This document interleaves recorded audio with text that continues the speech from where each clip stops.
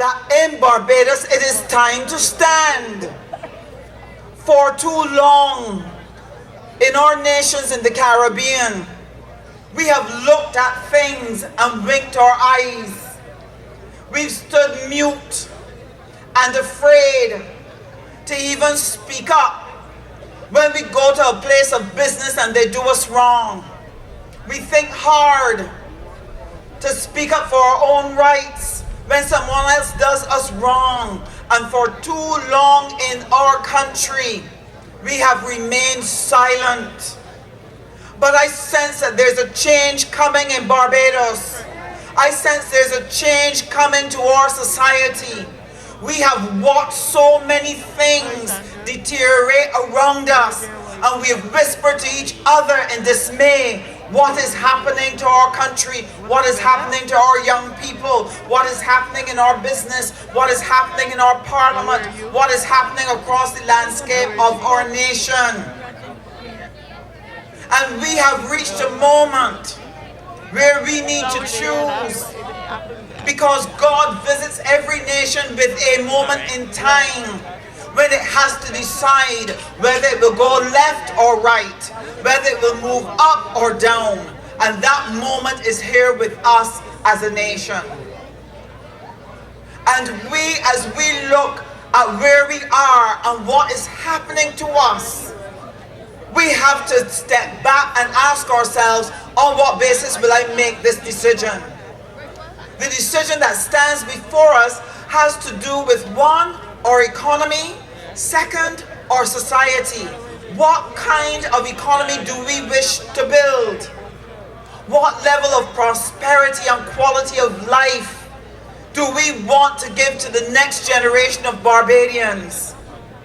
Across this constituency, I have had the privilege of interacting with families from every walk of life.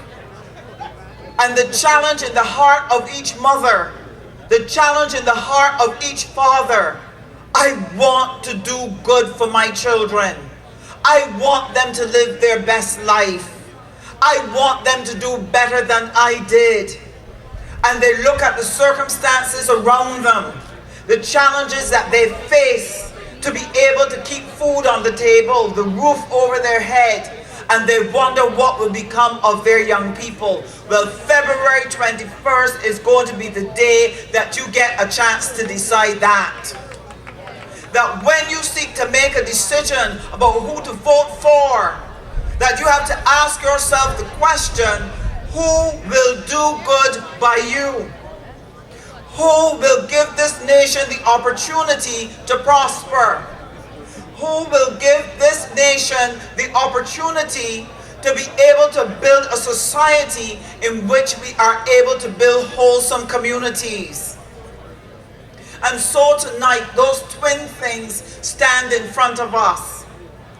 And every election, the electorate is constantly challenged. They hear voices from the left. They hear voices from the right. They see messages. They hear messages conflicting. And so often they feel so pressured. They feel that all we want is a vote. They don't know who to choose. They don't know where to vote. Because after a while, a population can feel pressured and disillusioned by what is happening in the political arena.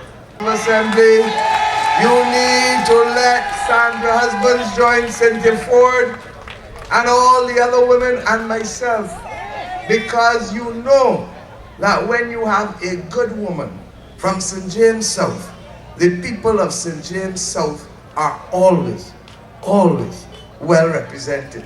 So I ask you tonight, all who want Sandra to come and join me going up the steps of Parliament, all who are ready to come out and vote early for Sandra Husbands, all who know that Sandra Husbands will not bring shame on the people of St. James South, let me hear your voice. Good night. Give me Sandra Husbands. Give me that vote.